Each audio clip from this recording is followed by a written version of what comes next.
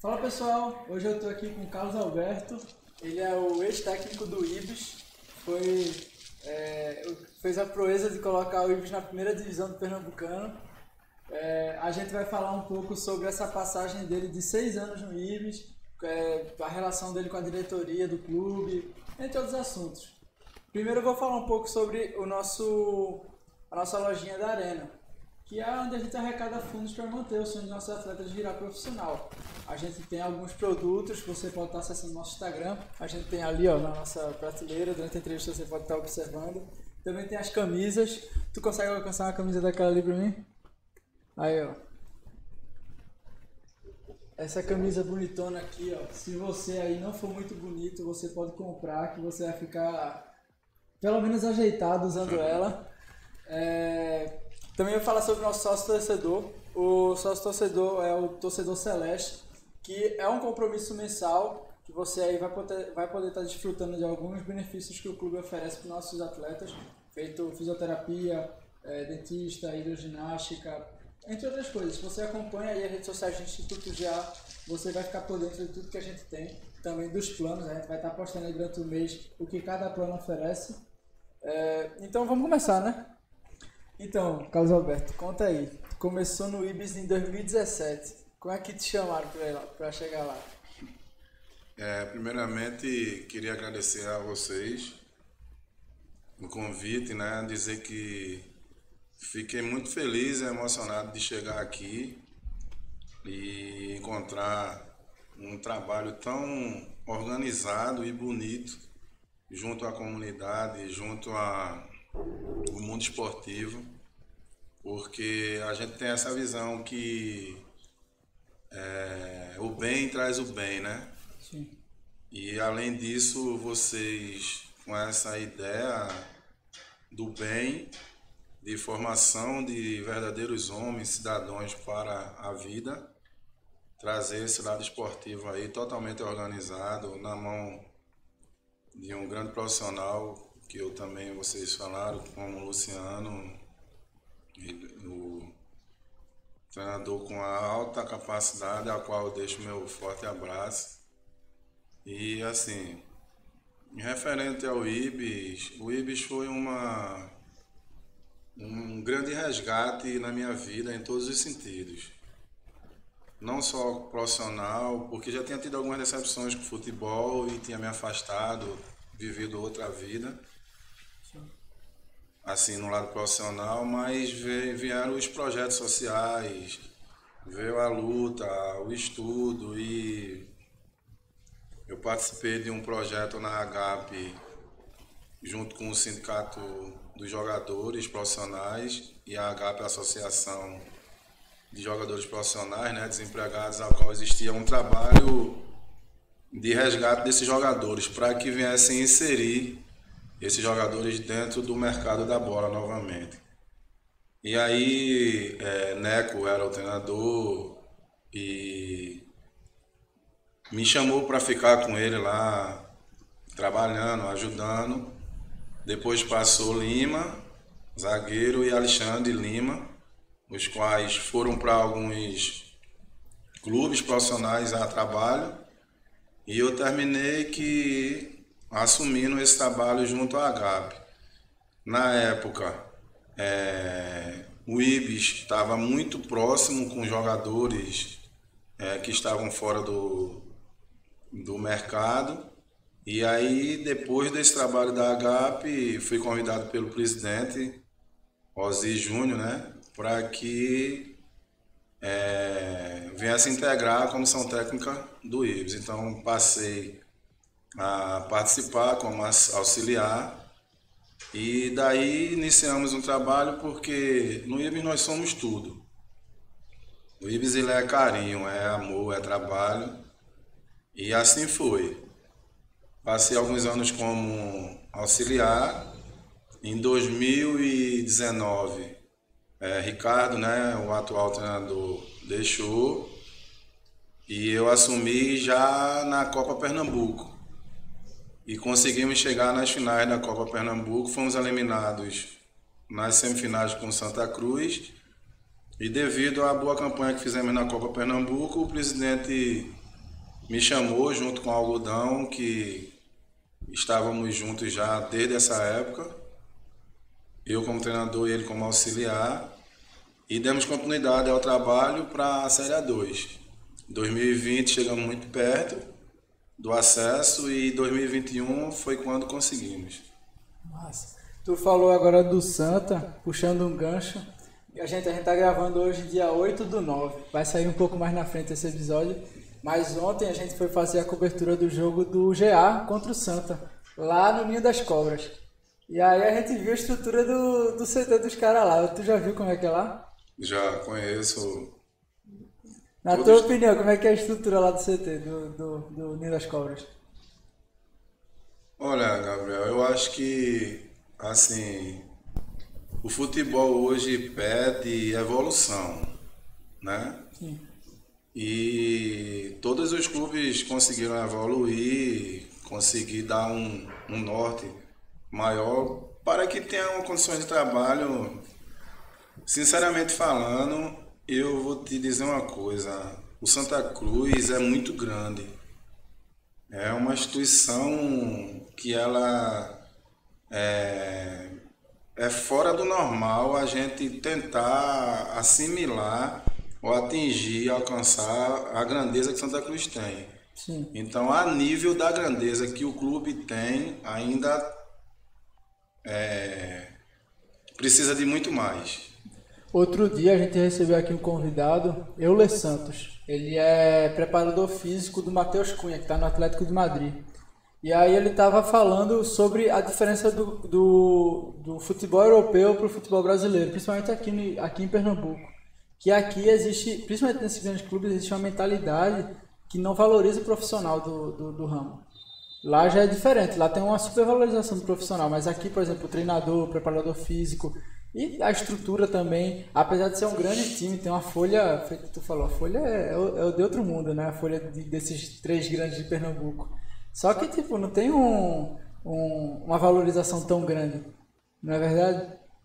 Eu vou te falar, eu sou muito fã, sou muito, assim, voltado a ter um respeito muito grande pelas categorias de base. Eu acho que existe uma ingerência muito grande de alguns gestores de, assim, inflacionarem os clubes.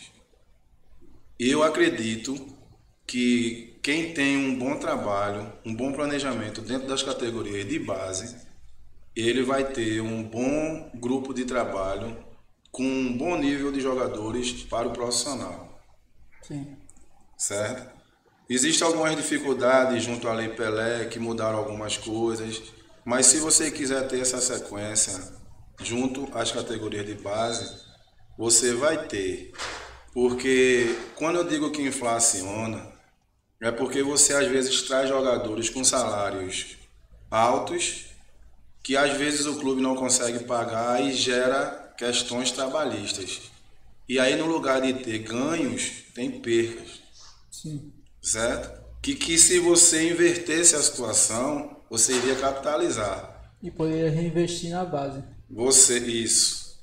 Seria uma via de mão dupla. Você ajuda o jovem que está desde os 17, 20, aspirante profissional.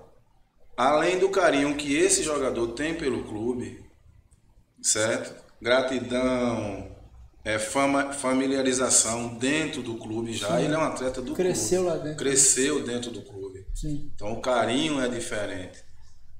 Esse atleta ele vai ter uma boa maturação para chegar no profissional e ser um bom jogador profissional do clube.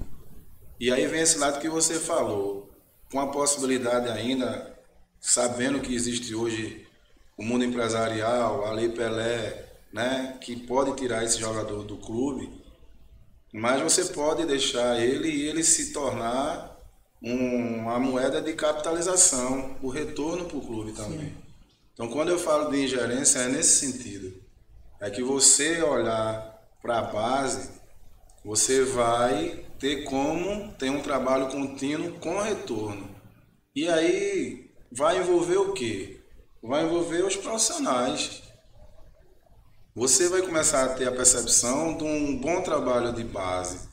E esses profissionais da base também terão oportunidades de ascender dentro do clube. Sim, porque, aliás, você está formando o atleta para chegar no profissional e vender para outro clube, para você comprar um profissional de outro clube mais caro ainda. É uma incoerência isso, né? Se você perceber, muitas vezes é contratados atletas que estão no sub-20, sub-23, aí diz, não, porque é do Flamengo, porque é do São Paulo. Sim, sem desmérito nenhum.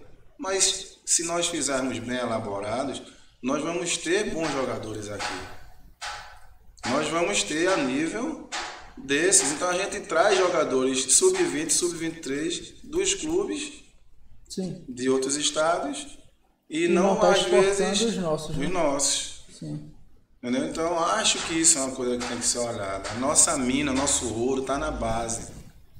Se for feita uma retrospectiva, uma avaliação dos grandes títulos, dos títulos duradouros do Hexa do Náutico, do Penta do Esporte e de grandes títulos do Santa Cruz, foram com jogadores prata da casa.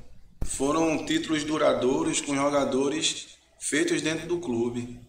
Sim. É diferente. Entendi. Então, é uma outra pegada, cara. Não... e assim... Não tem que passar por adaptação. Em termos da sua pergunta, você valoriza todo mundo. Sim. Você vai ter como aproveitar um profissional da casa. E sobra o lucro para poder estar investindo no preparador físico, no técnico, né? Às vezes a gente vê, me perdoe a franqueza, treinadores mesmos que vêm, que o resultado é misto. Sim. Que se é para esses caras virem e terem essas oportunidades, porque, assim, ele tem a oportunidade que o prata da casa não tem. Se é para ter esses resultados ruins que tem com esses caras, dá oportunidade, confia no da casa. Sim. Tá aí, Dico, né, sem querer citar, mas Dado, Roberto Fernandes, que são hoje os maiores, o Givanildo Oliveira, que foi uma referência para todo mundo. E existem outros e outros que conseguiram bons resultados, mas que nunca tiveram oportunidades. Sim. É confiar, dar credibilidade, condições de trabalho, que eu acredito muito. Que bom. Eu ia falar aqui contigo, tu saiu do ramo de futebol para estudar, voltar aos estudos, né? Tu tá no qual período da... Estou em 5º período de Educação Física. E como é que é? Tu tá aplicando o curso no que tu já tinha do esporte? Gabriel, eu era que eu acredito assim, se você tem a sua maturação de campo como jogador e você enriquece com estudo, vai ser melhor. Estudar nunca é demais. Né? Essa questão, porque veja só, existem muitos bons jogadores que foram excelentes jogadores, mas que não têm didática. Como bons professores que chegam na sala de aula e não conseguem repassar bem um assunto. Sim. Né? É natural. Eu posso ter sido muito bom jogador, mas sou ruim de vestiário, sou ruim de repassar, não consigo ter didática com um grupo, não consigo, né? Às vezes o cara não foi um jogador tão bom, mas era um líder e consegue ter uma boa didática, sabe conversar, sabe ter o vestiário. O que ele não faz em campo, ele compensa com a moral que ele bota nos outros. Então é uma linha de mão dupla, tudo pode acontecer. Sim. Tem o bom que consegue, tem o cara que é bom que não consegue, e tem o cara que, assim, às vezes nem ninguém conheceu como jogador e se torna um grande treinador. E você agregar ao estudo, eu perdi muitas oportunidades, eu me decepcionei com o futebol, me afastei, fui trabalhar com projetos sociais em comunidades carentes, com jovens carentes, com delinquentes, passei por tudo, trabalhar com locais sem material, né? Por isso que abracei a causa do IBES, porque era uma causa. Sim. Tem que tirar isso do Ibis. O Ibis é uma grande marca. O Ibis é uma grande instituição. Minha luta, tive alguns problemas em relação a isso.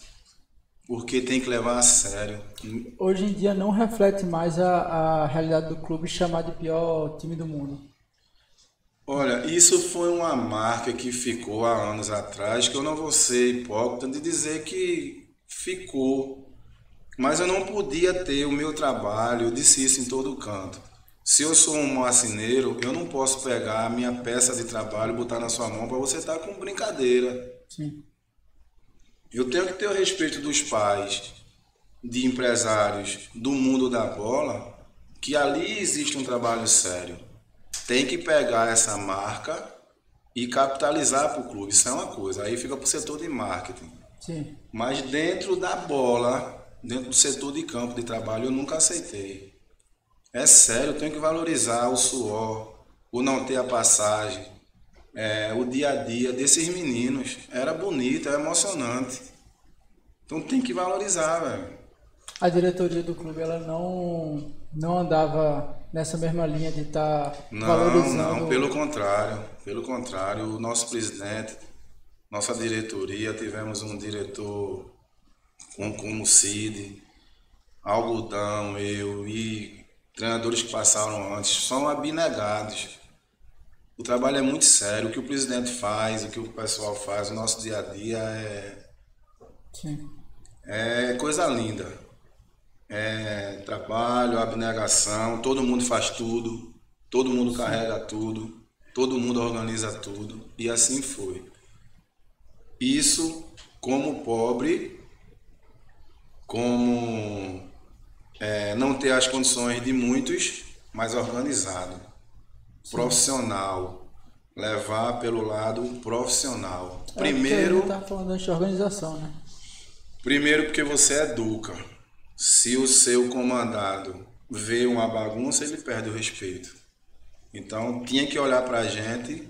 Pobre não é desmerecimento para ninguém, né? Ser pobre não é ser sujo, não é ser desorganizado, nem com licença, safado, Sim. né? Sim, Pobre é gente. Existem pessoas pobres que são ricas, ricas de mente, ricas de saúde, ricas de espiritualmente. Então o Ibis é isso. O Ibis foi, pelo menos na minha passagem, sangue, família, respeito, né? E assim, por isso nós chegamos. Sim. Bom, quando em 2021 tu conseguiu colocar o Ibis na primeira divisão do Pernambucano, como é que foi a preparação para chegar lá, a cabeça dos atletas, o desenvolvimento físico deles, teve algum patrocínio de... Sim, nós tivemos um diferencial muito grande, que nos ajudou muito, ajudou a evolução do clube, que foi a Betson. De apostas, né? Foi uma empresa que é de fora do país, que, assim, eles tiveram uma visão que o Ibis seria a grande marca para eles. Eles vieram para o Brasil, se eu não me engano, só tinham Ibis como... E eles acharam que se tivessem que ajudar ou ser patrocinadores de um grande clube, eles só seriam mais um. E no Ibis eles foram o gestor maior. E aí a gente teve alguns diferenciais, porque a gente passou a ter condições de dar uma ajuda de custo para o jogador, condições de trabalho, nós concentramos todos os jogos. Sim. E isso foi um diferencial, porque existia uma coisa muito natural no Ibis, que era o quê? Quando nós jogávamos meio de semana, nós tínhamos um bom rendimento. Quando nós jogávamos no final de semana, caía nosso rendimento. Porque nós tínhamos uma carga de trabalho e eu passei muito por isso e tentava ajudar da minha forma. Vamos ser claro, o que acontecia? O jogador às vezes era chamado para uma competição de várzea. E por ele estar no Ibis e ser um bom jogador, estar num momento físico melhor, ia para um jogo de várzea e se destacava. E aí ganhava mais um dinheirinho, mais uma ajuda.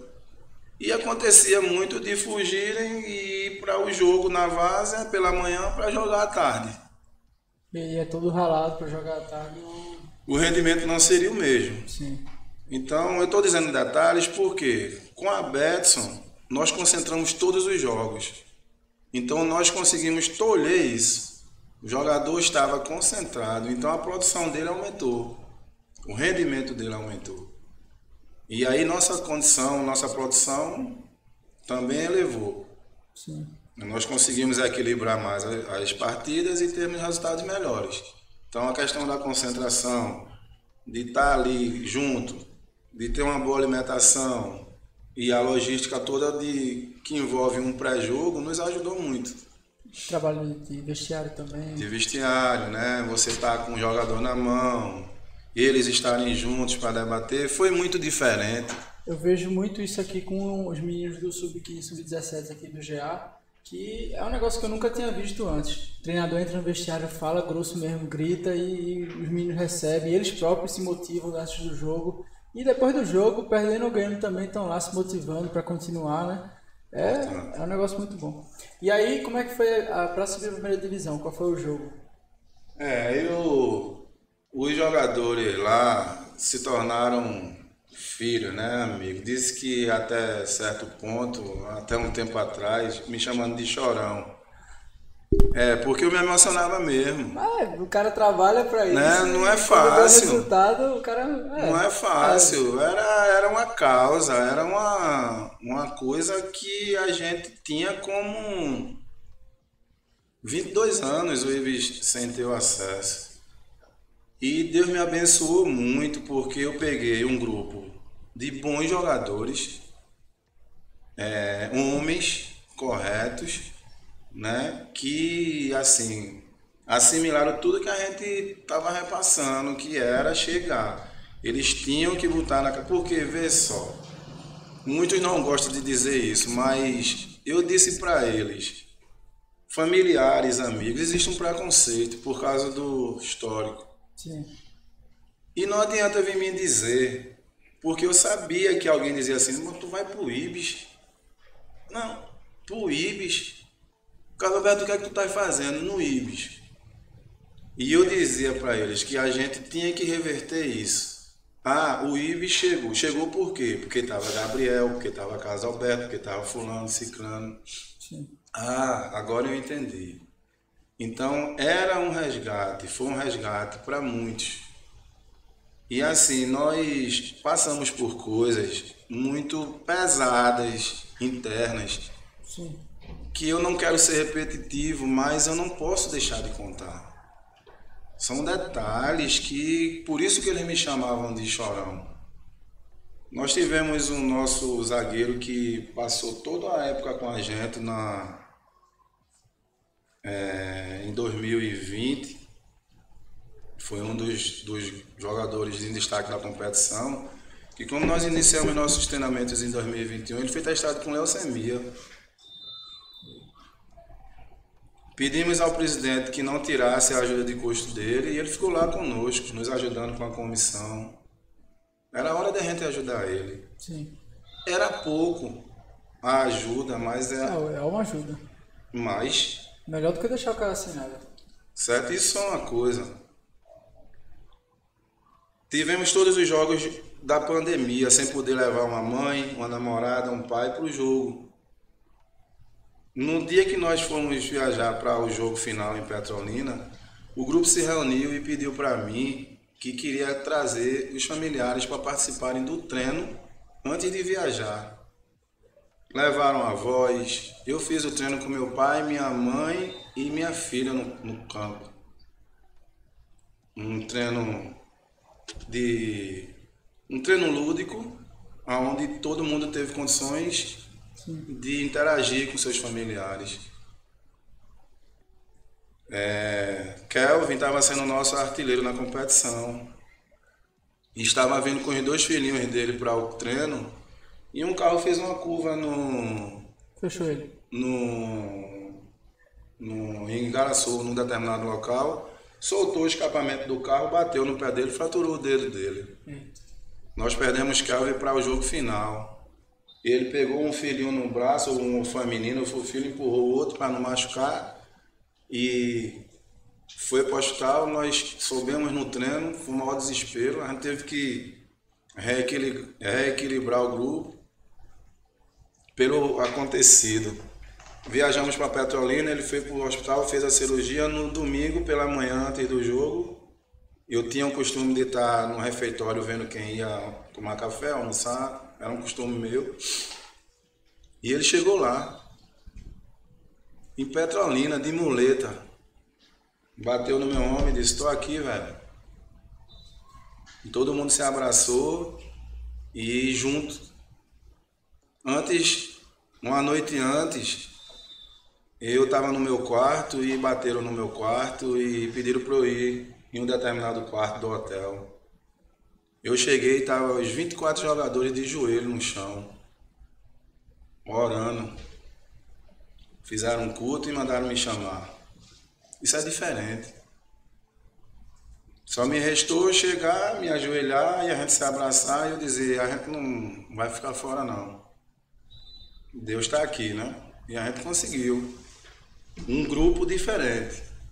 Por isso que chegou. Nós estávamos com 5 minutos, nós perdemos o título. O Ibis estava sendo campeão da 2ª divisão do Pernambucano 2021. Nós tomamos um gol, empatamos aos 43 minutos e nós viramos o jogo. E o jogo do Caruaru City com a América estava sendo empate. Nós estávamos passando o Caruaru City em pontos, com a vitória. Em 2021 a América estava com o professor Luciano. O professor Luciano que é treinador aqui do Sub-17. Por isso que ao iniciar eu disse a você que fiquei muito feliz em saber não só do projeto de vocês e estar na mão. Jogamos contra, né? Mas ainda assim não deixa de ser. O respeito grande. Sim. E aí a gente fez o 2º gol. Aí generalizou um tumulto na torcida. Na vibração de um dos nossos atacantes, houve um tumulto generalizado dentro do campo, briga entre os jogadores. E o jogo, o que eu mais queria era que o jogo fosse logo reiniciado, porque terminava 43 minutos mais o acréscimo, não é justificativa, nada. O juiz voltou, expulsou 2 nossos, 2 do Petrolina e nós deu mais 10 minutos de acréscimo. Aí tomamos o gol do empate e terminou o empate. Como o Caruaru City lá tinha empatado também, ficamos iguais em pontuação e tudo, mas por um gol marcado eles foram os campeões. Sim. E a humildade era tão grande, o grupo era tão consciente e coeso que os meninos chorando depois do jogo me abraçando disseram: "Professor, quando a gente orava, a gente pediu acesso, a gente não pediu o título." E nós conseguimos o acesso. E dias após eu vi uma reportagem do Caruaru City que tinha um menino do Sub-20 sofrido um acidente e falecido. Um acidente de automóvel com o pai dele. Não quero envolver, não sou evangélico, nem espírito, nem nada, mas eu acho que tem uma questão do universo. Sim. E o universo escolheu por causa traumática também que fosse o Caruaru City o campeão. Eu fiquei muito sensibilizado quando escutei isso. E agradeci a Deus pelo acesso e ficou em boas mãos, né? O Caruaru City também ter mais ou menos a história do acesso foi por aí. Entendi. E aí daí tu foi para a 1ª divisão com o fomos para a 1ª divisão. Foi a primeira vez que o Ibis subiu a 1ª divisão, sabe dizer? Não, há 22 anos atrás, faziam 22 anos na verdade que o Ibis... Seca. Só O presidente do Ibis diz que o Ibis é como o carnaval. Todo ano tem. O Ibis nunca deixou de participar da competição. Sim. Nunca. Tu acredita que essa visão, quando eu era pirralho assistia, por exemplo, o programa esportivo, tava lá, Ibis, o pior time do mundo. Essa visão que pegou, tu acha que ela pegou por quê? É uma má gestão de um técnico, da diretoria, de anos atrás, que foi trocado, mas ou tu acha que realmente os jogadores eles não desenvolviam bem? Qual tu acha que são os motivos? Coincidentemente, independente de tudo isso, eu tenho um histórico no clube. Meu pai foi jogador de futebol, foi treinador de futebol, foi treinador do Ibis e foi jogador do Ibis. Existe uma história do meu pai em 61 que o Ibis ganhou do Náutico nos aflitos, gol do meu pai. 1-0 para o Ibis, gol do soldado Carlos Alberto.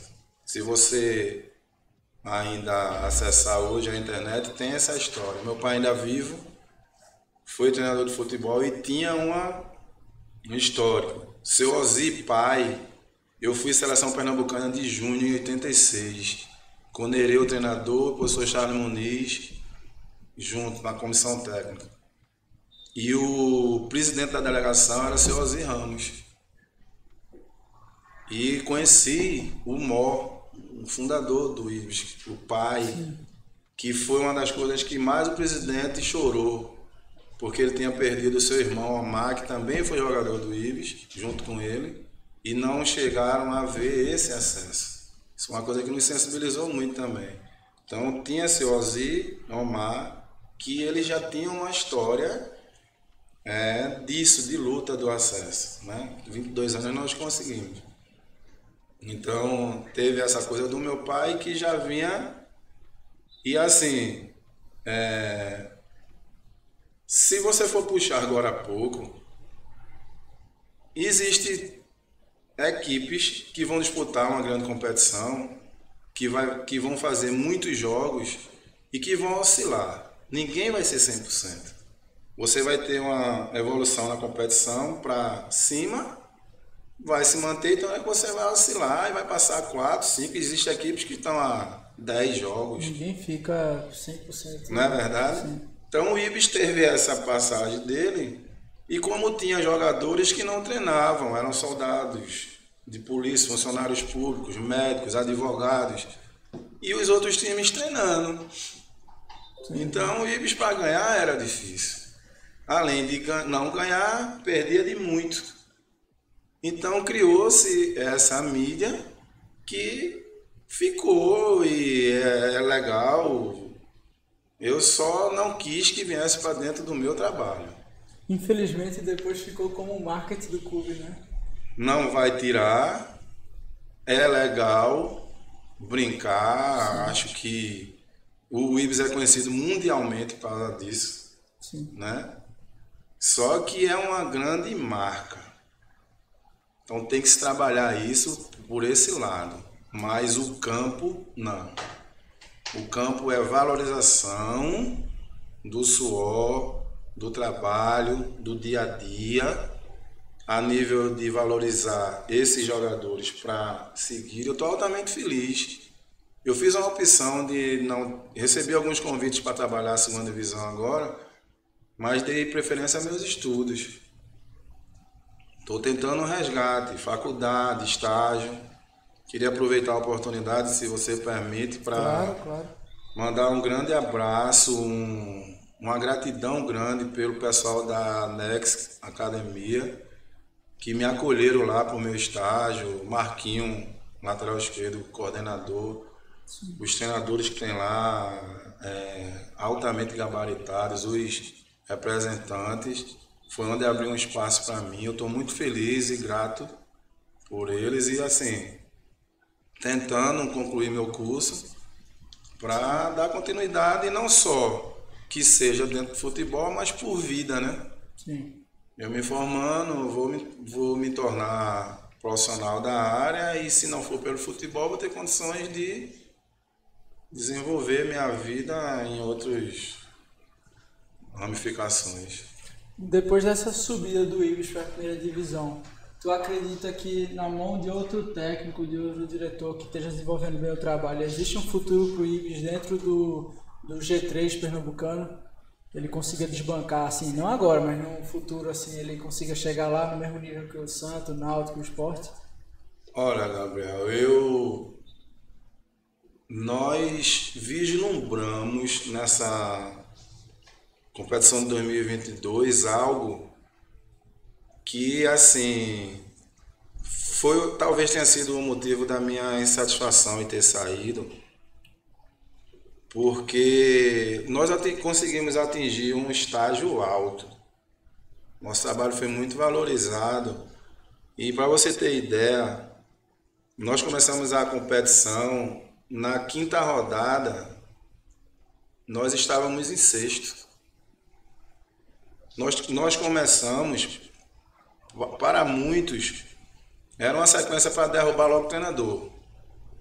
Porque Náutico, Salgueiro, Santa Cruz e Afogados. Quem diria que nessa sequência o Ibis ia se sobrepor. Então, perdemos do Náutico, começamos um jogo no primeiro tempo. Segundo tempo fizemos um bom jogo, equilibramos a partida, perdemos o jogo de 3-0, tomamos 2 gols em 16 minutos por várias coisas. Segundo tempo conseguimos equilibrar, tomamos o terceiro gol aos 43 minutos do segundo tempo, terminou 3-0. Fomos para o segundo jogo contra o Salgueiro, ganhamos do Salgueiro 2-1.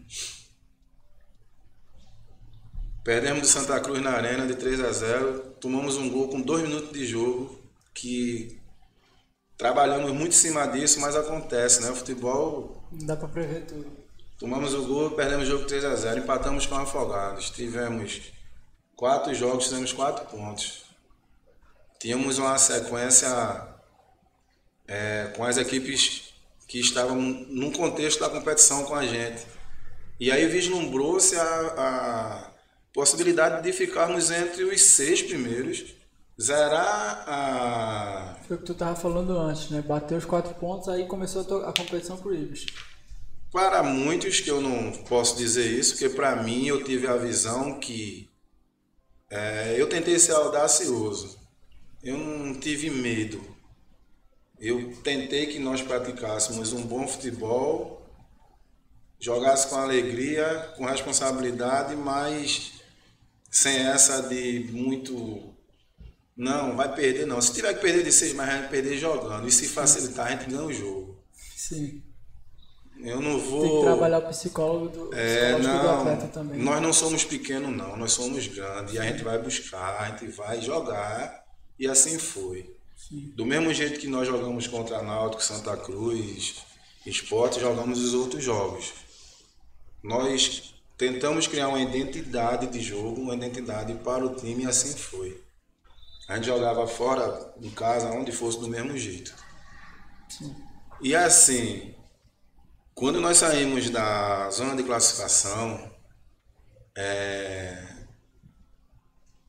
impressionante em lhe dizer isso, foi um abalo muito grande. Parecia que o Ibis estava sendo o Barcelona, tinha que ter sido o campeão. Não gosto de citar não, estou dizendo Barcelona sim, porque... Sim, entendi. E aí me incomodou, sabe? Houveram alguns problemas internos no grupo mesmo, de desmotivação, parecia que a gente tinha perdido a competição. E a competição ainda estava em andamento. Nós tínhamos ainda o quadrangular do rebaixamento.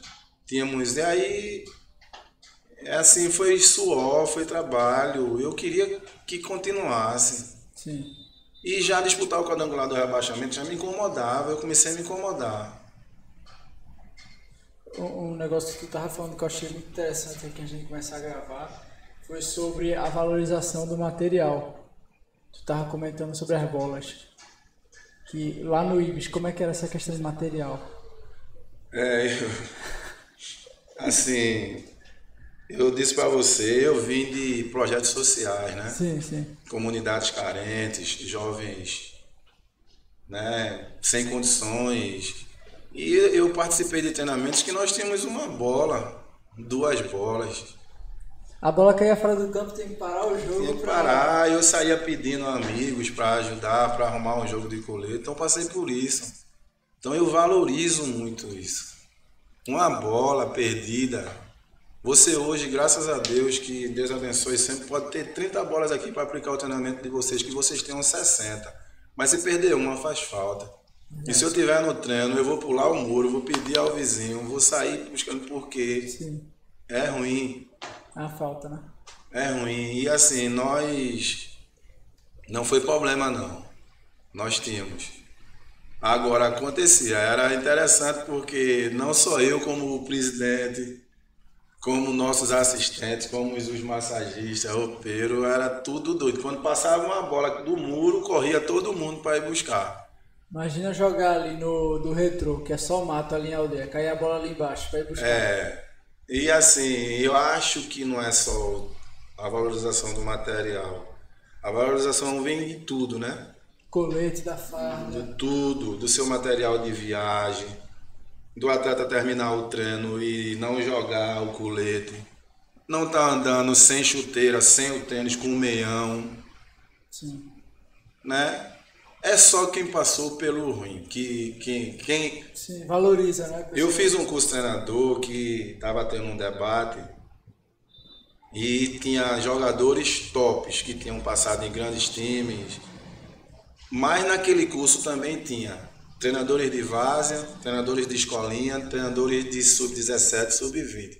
Então o cara, como tinha só jogado profissional, ele dizendo assim, não, porque nós temos 40 coletes, 30 bolas, não sei o quê. Vai para uma escolinha, numa comunidade carente, fazer um treino que você não tem cone, você não tem bola, você tem que improvisar, pegar uma latinha de leite, encher de pedra e botar um cabo de vassoura para ser o cone. Com camisa sem camisa. Camisa sem camisa, camisa de uma cor, camisa de outra. Do avesso. Tudo sem camisa. Sim. Então o curso passou isso, que você não pode só trabalhar com o top, você tem que se improvisar, né? Sim. Então isso, tudo é experiência que você tem. Nem todo mundo passou por isso, e graças a Deus. Quem já começou por cima, que Sim. Deus abençoe e que vá embora mesmo dali para frente. Mas também tem que conhecer um pouco de o não ter. Quem faz ótimo com pouco, quando recebe a estrutura... Eu acho que isso foi um diferencial meu com o Ibis. O Ibis tem, você perguntou, o Ibis tem uma pessoa, eu não vou dizer um funcionário, porque que foi tudo para mim. Se tornou meu amigo particular e acredito que um dos grandes profissionais do futebol, se ele continuar, tiver espaço para estudar e ir embora, que é Algodão. Quando eu saí, eu, treinador, ele assistente, quem ficou foi ele e conseguiu manter o time na primeira divisão. Ele é acima. Ele foi jogador de futebol, jogou em vários times de Pernambucano, jogou no Ibis, adquiriu um carinho pelo clube que você vê o que ele faz é fora do normal. Ele era assistente, mas todo o material, toda a logística, o cuidado, pula muro, vai buscar a bola, é fora do normal. Então isso são os diferenciais dessas pessoas. E que eu brincando com o presidente, eu dizia, velho, tu é muito sortudo, tu tem muita sorte.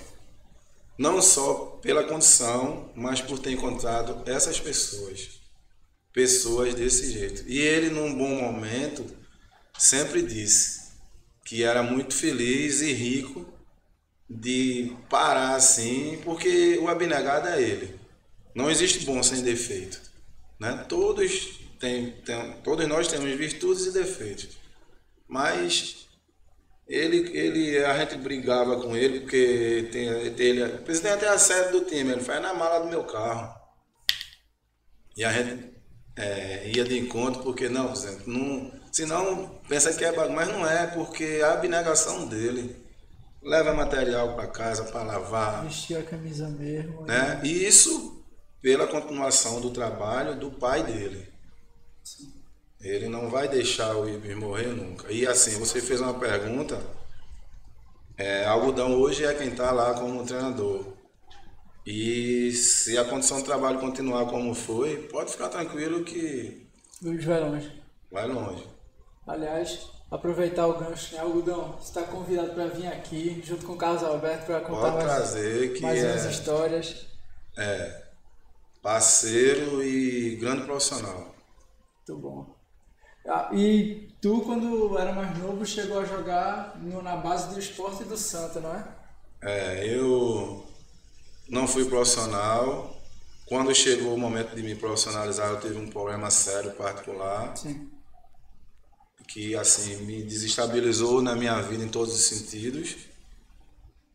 E assim, passei quase 10 anos no esporte, do infantil até aspirante, né? Inclusive tive uma passagem com seu pai, jogamos juntos, parte de amador.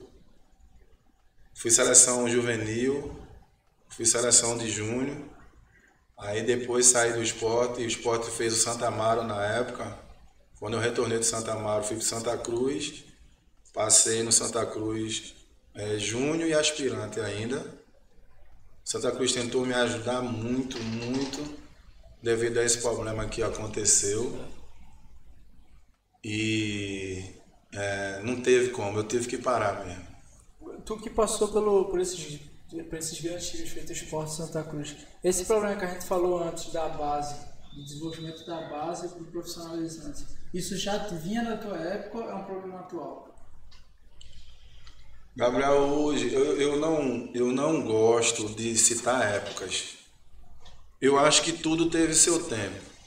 Sim. Minha época teve uma forma, hoje tem outra. Talvez hoje tenham menos bons jogadores. Há muitos anos atrás existia a questão do... Você olhava num Júnior, de um Santa Cruz, de um Sport, de um Náutico, você tinha 4, 5 bons laterais direitos, 4, 5 bons volantes, 4, 5 bons zagueiros. Tinha 2 jogando, mas tinha um no mesmo nível fora. Certo? Então, assim, era mais difícil você ascender, porque tinham mais jogadores. Estava todo no mesmo nível ali. No mesmo nível. Eu acredito nisso. E foi debate de aula. Eu tenho uma concepção hoje. Tudo evoluiu. A evolução veio em tudo. Tecnologia no esporte. A tecnologia mudou muita coisa. Então, antigamente, você chegava numa comunidade dessa aqui, existia 4, 5 campos. A gente vivia na rua, jogando bola, arrancando cabeça de dedo, mas com a bola direto. Sim. Nós vivíamos com a bola, na rua, jogando peão, empinando pipa. Então você se socializava mais, você era mais. Hoje, não estou condenando. A época de hoje, os jovens vivem com celular e computador preso. Sim. A habilidade de um jogador há anos atrás, na rua, com a bola direto, batendo pelada de manhã, de tarde, de noite, tomando água de torneira. Imunidade lá em cima. Imunidade lá em cima. Vai ser maior do que quem está em casa. Isso, verdade. Computador. Então irão existir menos bons jogadores. Verdade. Tem bons jogadores hoje. Existe bons jogadores. Meu pai conta que na época dele, o pessoal que jogava aí Candeias deve lembrar disso, que quando ele ia pirrar ele não tinha celular. Tinha dificilmente um telefone fixo em casa, né? E aí ele dizia que não tinha como marcar, então ele jogava, ele batia pelada de manhã, de tarde, de noite. De noite no colégio, de tarde em Candeias e de manhã no time que ele jogava lá. E ele disse que não precisava marcar não, o horário que chegasse lá em Candeias na praia tinha gente jogando bola. E não precisava conhecer, chegava junto, começava a jogar, pronto, fazia amizade. Olha, isso hoje para mim é um grande diferencial. Tenho 2 filhos e digo muito isso a eles. Você perde, o esporte, ele educa. Sim. ele é uma arma muito forte em todos os sentidos, para manter fisicamente e mente, socializar. Sim. Um jovem que chega num local, que vive na constante comunicação com todo mundo, ele entra numa sala, numa recepção, ele dá bom dia, boa tarde. E ele se torna diferente. Chama atenção. Certo? Não só a educação, porque ele se socializa mais. Então a gente tem que fazer isso, praticar, chegar nos cantos e bom dia, boa tarde. E você socializar bem. Sim. Mas as pessoas que não se socializam, que vivem eternamente, vai viver. Mas vai viver um mundo diferente. Se ele tiver que ir para um grupo, se ele tiver que participar chegar num local e pedir para vários amiguinhos para ele participar também, ele não vai ter essa atitude que seu pai falou, de chegar e não conhecer ninguém e se socializar. E eu posso estar errado, mas acredito que ele vai ter mais dificuldade. Sim. Ele vai ter dificuldade de estar numa rua, chegar numa comunidade dessa e saber pedir uma informação. Eu queria ir na padaria. Não na Panrafa. Fui até cobrado em comer o bolo.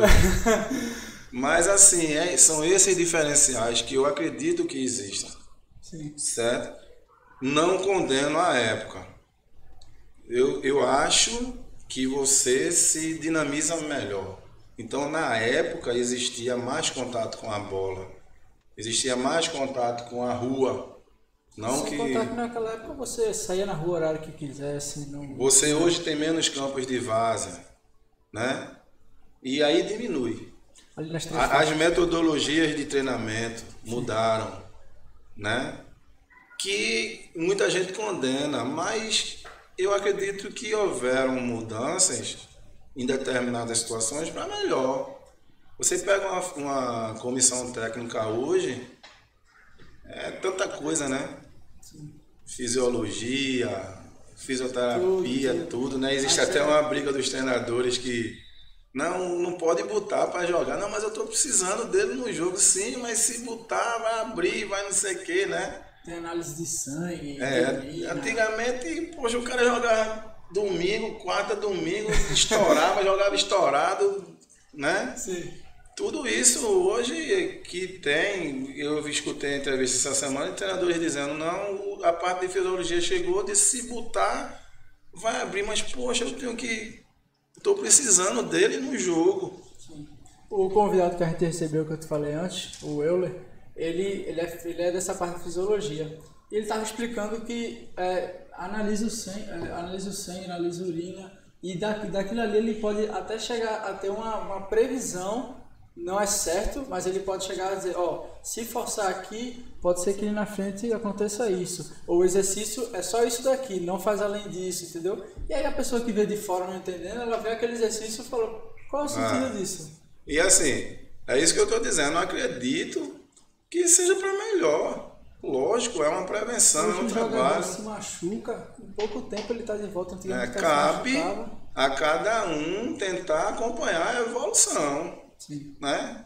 Se eu quero ser treinador, eu tentar evoluir, debater, porque se você chega hoje numa comissão técnica e não tem um mínimo de conhecimento, sua própria comissão já...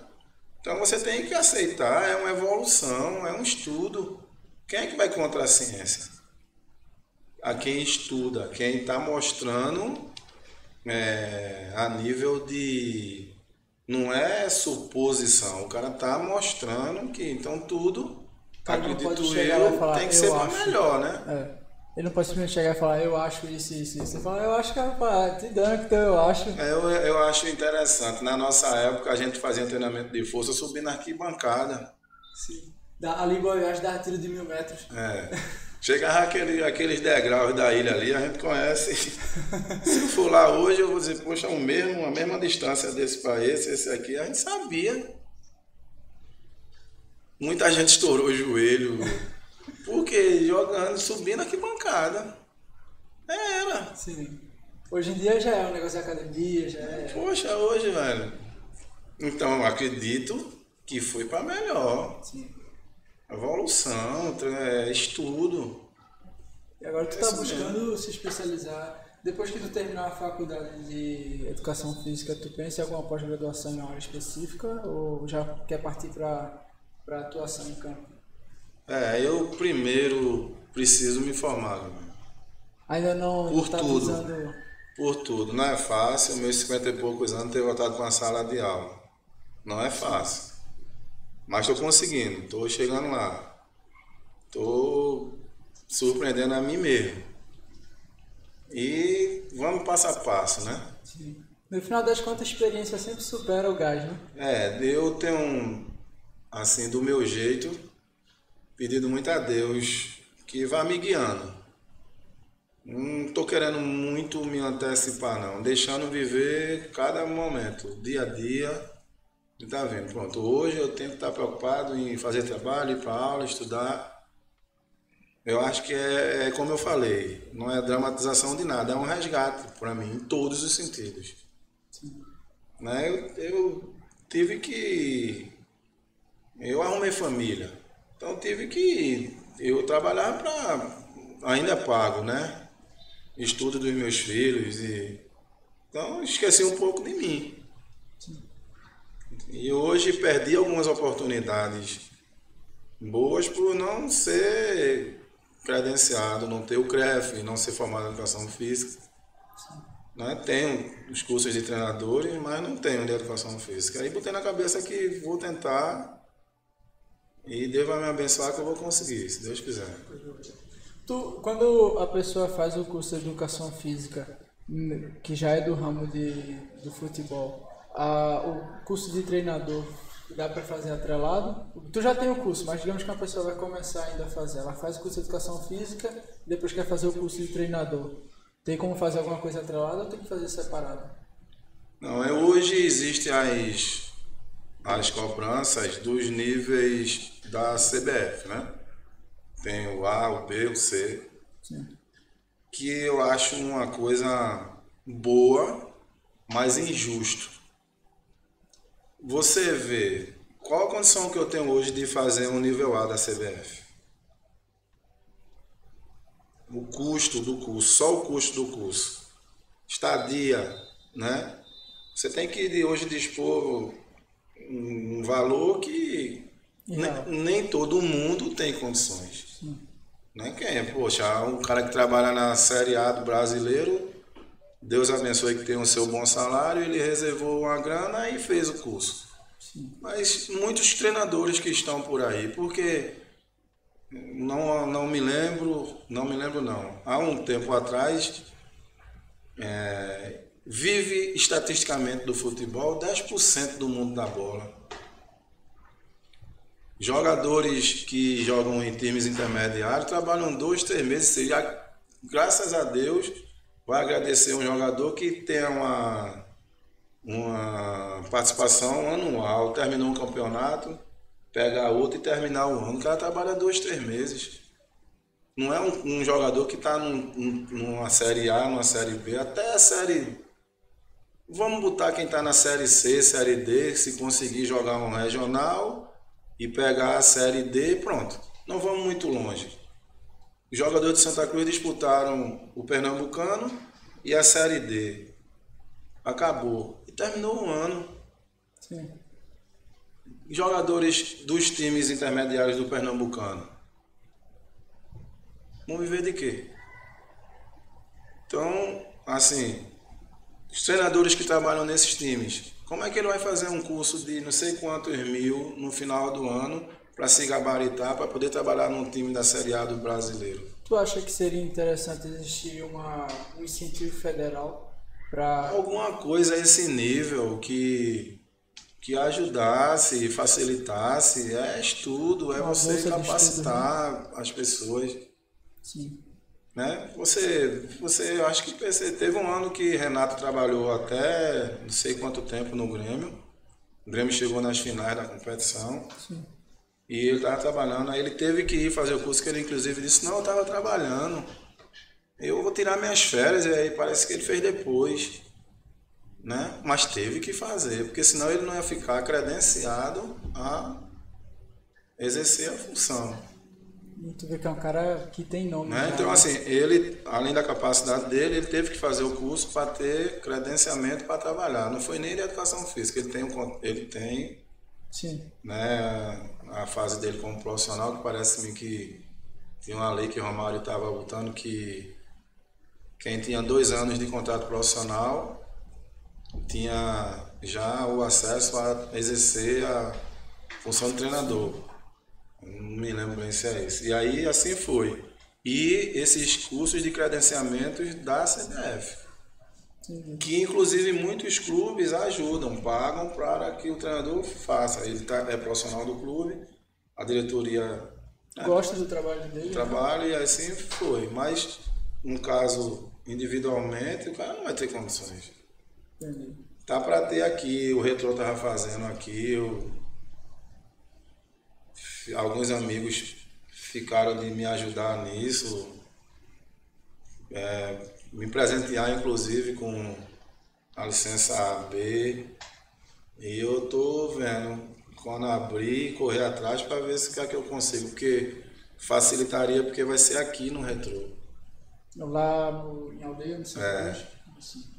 Eles aí já não tem a questão de estadia, Sim, fica bem mais fácil, né? Então, a questão de cursos, hoje tem esse detalhe também. Você, para trabalhar série B e categorias de base, você tem que ter a licença B. entendi. E por aí vai. Então, Carlos Alberto, muito obrigado por ter vindo até aqui. Foi muito bom te receber, escutar a tua história, entender um pouco melhor sobre essa história do Ibis, que realmente é uma visão que pegou e aí, muita gente acredita nisso até hoje. É verdade. Eu quero agradecer vocês por assistirem até aqui. Carlos Alberto, em outra oportunidade, está convidado para que sempre que quiser trazer quem quiser aqui para conhecer o Instituto, para dar entrevista, quiser trazer algodão para ele falar um pouco mais sobre como é que ele está. Vou trazer ele. Pode trazer, que a gente quer receber ele aqui. Muito obrigado por assistir até aqui. A gente vai estar botando alguns cortes. Tu tem Instagram? Tem sim. Tem. A gente vai estar marcando o Carlos Alberto no Instagram para você acompanhar ele lá no Instagram. E é isso aí. Muito obrigado. Até mais.